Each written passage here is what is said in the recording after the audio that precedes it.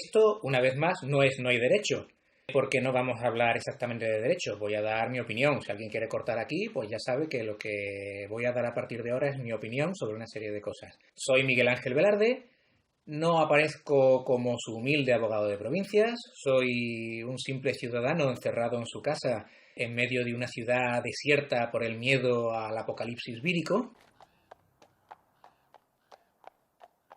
Los coches que estaban en ese lado me imagino que serían los famosos que escapaban a sus segundas residencias, de los que han hablado la prensa y los telediarios, pero de los que nadie conoce realmente a nadie. Bueno, ¿qué? ¿En estas fechas han visto las películas que deben ver en estas fechas, las que pegan? Ben-Hur, Los Diez Mandamientos. Bueno, si se refieren a los Diez Mandamientos, la de Cecil B. DeMille, no esa de Exodus, Dioses y Reyes, que yo me lo estaba pasando muy bien, me estaba riendo mucho, hasta que mi mujer me dijo que no era Scary Movie ni una película de esas de WhatsApp, no, que iba en serio. Ya ahí empecé a cuestionarme la película. Por favor, un poquito de dignidad con el pobre Ramsés II. No, perdón, ese no es Ramsés, este.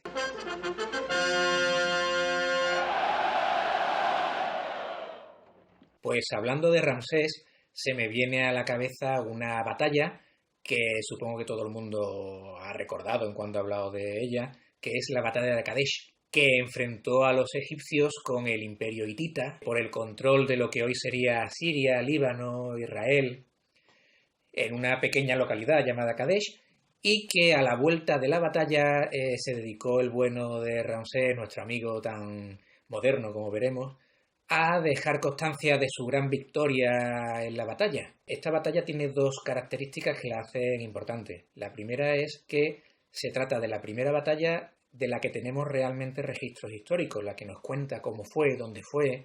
Hay tratados internacionales y los principales registros son los que pintó Ramsés en su templo, en sus templos, y se dedicó a ponerse como un superhéroe que se había enfrentado él solo contra 30 carros hititas y que había machacado a los malvados enemigos de Egipto para que todo el mundo pudiera admirarse de la valentía y la fuerza y la inteligencia de su gobernante, ¿no?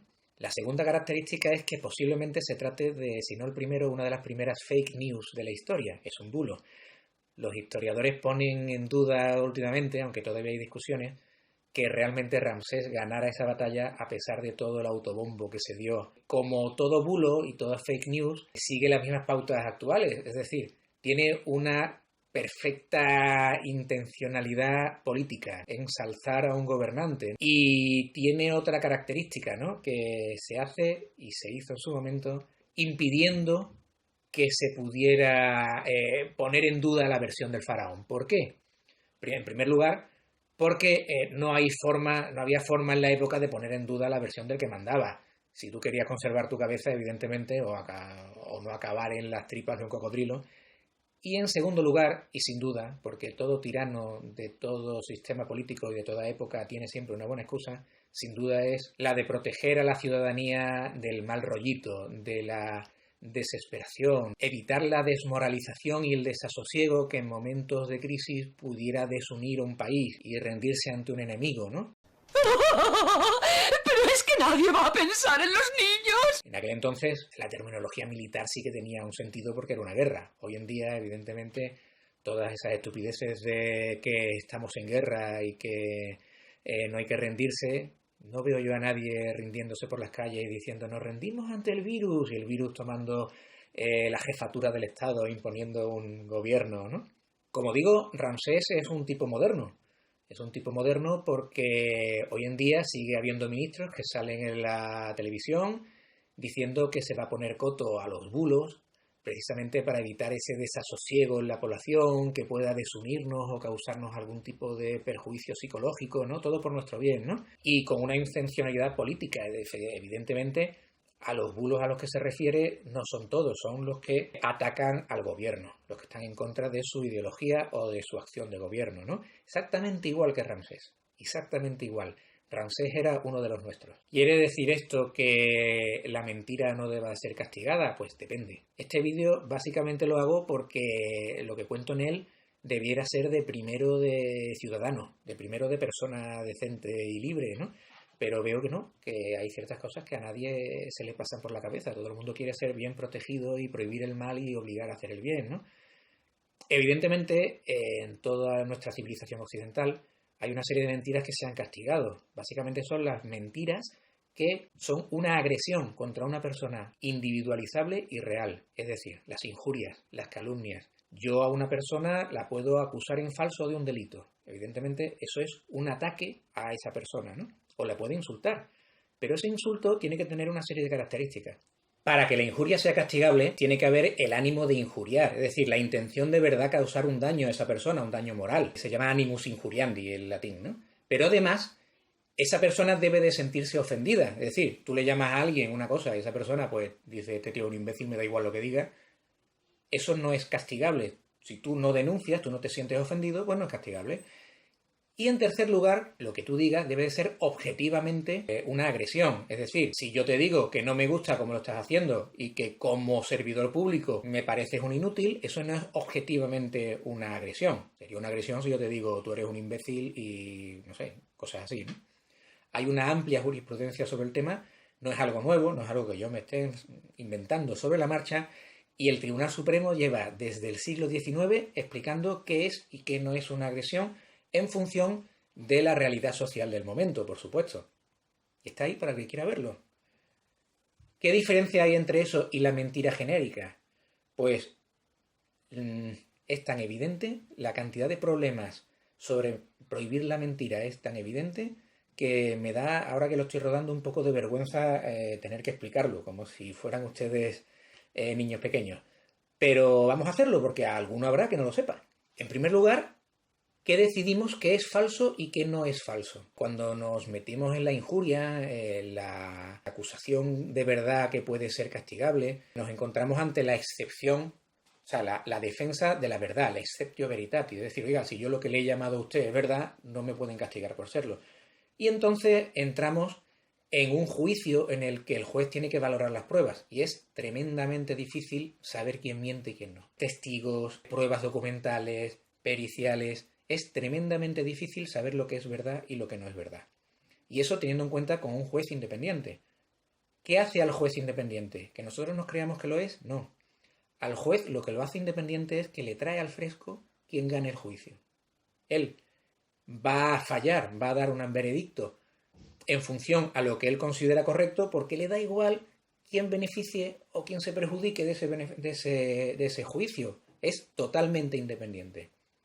¿Quién está verificando hoy en día que las noticias son falsas o no? No lo sabemos. Pues lo están haciendo personas que tienen su ideología política y eso lo hace tener un sesgo político. Ya no son independientes, tienen el sesgo político que le hace valorar mejor o peor una serie de pruebas o circunstancias. Los resultados son para el actor secundario Bob 100%, para Joe Quimby 1%. Les recordamos que el margen de error es del 1%. Y si además permitimos que sea el gobierno el que decida cuáles son las verdaderas o no las falsas, el riesgo es evidente. Bueno, este servidor es posible que se precipitara un poco hace un rato y desea reafirmar su lealtad a la patria y a su humano presidente. Puede que no sea perfecto, pero es el mejor que tenemos. Por ahora. Pero además, ¿la noticia falsa es falsa en sí misma por los datos objetivos que da, o son por las opiniones que emite, o peor aún, por el punto de vista? ¿Podemos entender que un punto de vista es verdadero o falso?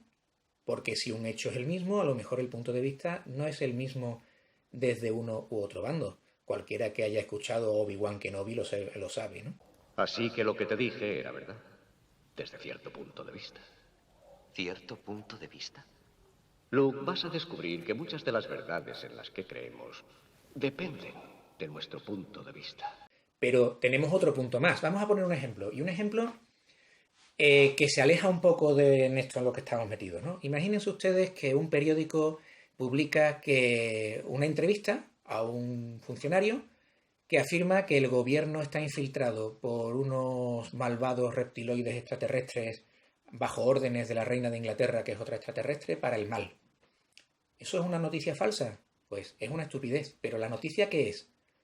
¿Que el gobierno son reptiloides extraterrestres o que un funcionario afirma que el gobierno son reptiloides extraterrestres? ¿Cuál es el bulo? ¿El bulo es lo que dice el funcionario o lo que dice la noticia? ¿Ven cómo no es fácil? Y sobre todo, ¿es un bulo si lo dice la prensa? ¿Es un bulo si lo dice un particular en las redes sociales? ¿Y si lo dice un político? ¿Y si lo dice el gobierno? El jueves dijo el presidente del gobierno en las Cortes que Oxford había emitido un informe en el que le daba una puntuación magnífica a las medidas tomadas por el gobierno español y que avalaba esas medidas. Si alguien se va a ese informe, la puntuación no es por lo bien o lo mal hecha que estén las medidas, sino por lo que inciden en la libertad o no de movimiento del ciudadano.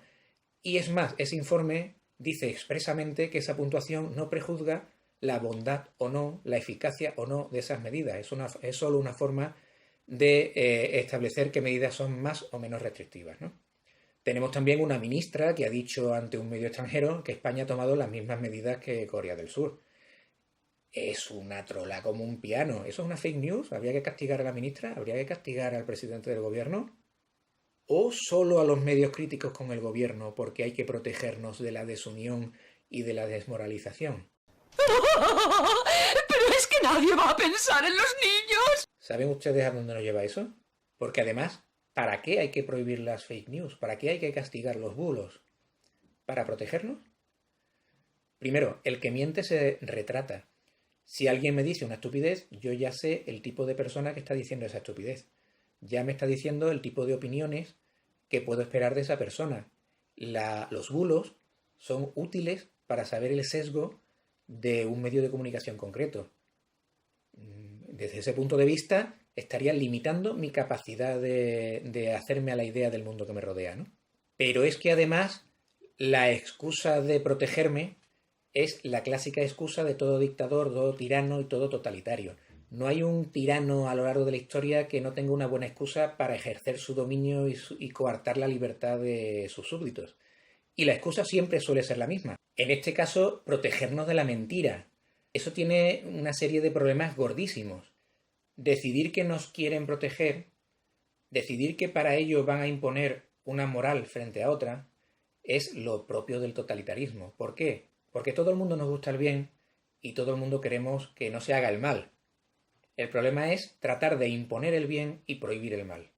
Porque lo que estás haciendo es imponiendo un concepto de bien y prohibiendo un concepto de mal, que es el del gobierno. Si tú le das una herramienta al gobierno para imponer su moral, para imponer lo que él considera el bien y prohibir el mal en contra de una parte de la población, ¿qué impide que cuando cambie ese gobierno, ese nuevo gobierno con una nueva idea de lo que es el bien y el mal, imponga su moral en contra de usted, de su idea de lo que es el bien y el mal? Esto lo hemos visto muchas veces. No, pero este gobierno es el bueno, este gobierno es bondadoso, ¿sí? ¿Seguro? ¿Se jugaría su libertad y su bienestar en ello? Siempre, en toda la historia, hemos tenido la lucha entre la libertad y la protección, entre la seguridad y la libertad. La paradoja se da que en el momento en que pierdes la libertad, pierdes también la seguridad. ¿Cómo se ha ido consiguiendo poco a poco para que no se note esa pérdida de seguridad? Pues mediante la erosión de las libertades. Usted está conforme, está de acuerdo en perder una pequeña parte de esa libertad, un pequeño aspecto de esa libertad que de todas formas no usa, no lo quiere, no le importa, a cambio de un pequeño grado de seguridad ficticia. Poco a poco, a lo largo de los años, va perdiendo un pequeño trocito, un pequeño aspecto de esa libertad, a cambio de seguridad, bienestar. Y poco a poco, ¿qué más da? Y quien no lo quiere es porque es tonto y es un fanático. Y así, al cabo de los años, usted se ha convertido en un esclavo voluntario y feliz y no puede quejarse aunque quisiera. Y ya no hay marcha atrás, porque esa persona tan buena que quiere su bien posiblemente decida que usted es sacrificable en pro de un bien superior y de la mayoría, porque el bienestar de la mayoría supera el bienestar de la minoría. El bienestar de la mayoría supera al bienestar de la minoría. O de uno solo. Cosa que dijo el señor Spock y que es muy loable cuando alguien se sacrifica a sí mismo y él es la minoría. No cuando un gobierno decide que una minoría, otros, deben ser sacrificados. Ahí está la diferencia.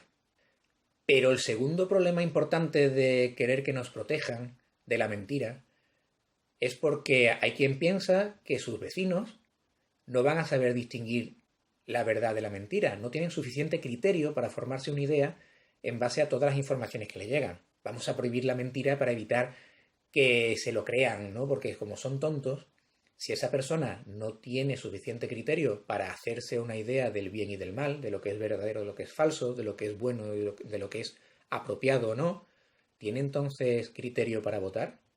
¿Me están ustedes diciendo eso?